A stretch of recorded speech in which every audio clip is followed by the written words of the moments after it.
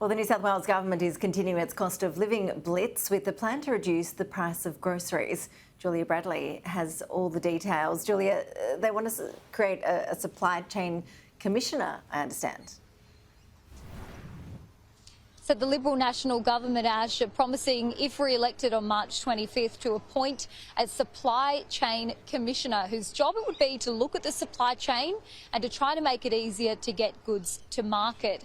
They would then set up a freight and logistics task force that would look at driving down the cost of transporting goods, and then the hope would be that supermarkets then pass on these savings to consumers.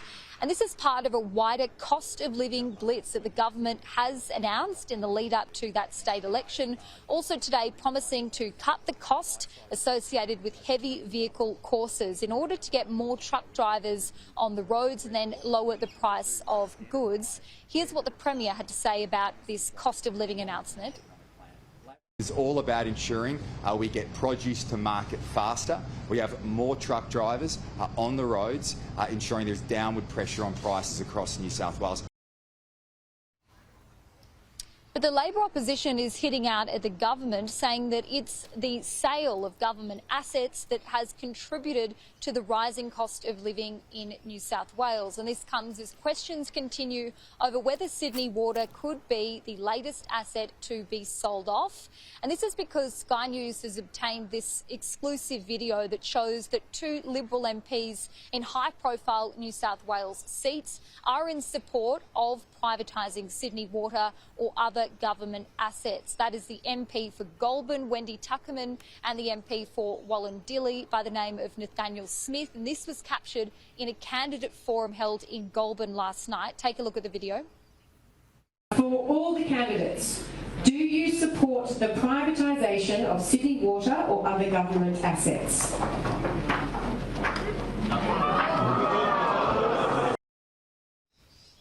Premier Dominic Perrottet maintains that those MPs made a mistake when they indicated that, and he said the government has no plans for further privatisation. The advice I've received is that they've made a mistake. They've clarified their position in relation to that. We have no plans in relation to Sydney Water. I've made that very clear every step of the way. The Labor Party are running a scare campaign just like Medi Scare. That's what you do. It's what Labor does when they haven't got a positive vision for the people of New South Wales.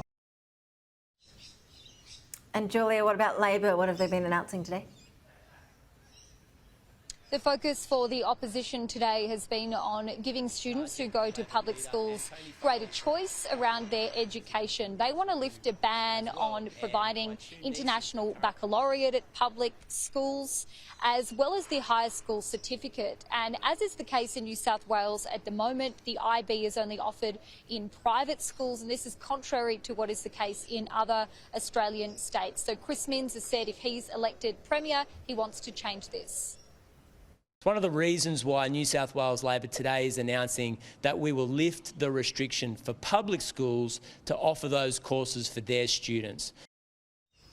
So the question is, how would Labor pay for this promise? They've said that the promise would be funded through the current education budget, but they've said that they will work with schools who are interested in providing the IB to students in order to see whether this could be facilitated. Julia Bradley, live there in Sydney. Thank you.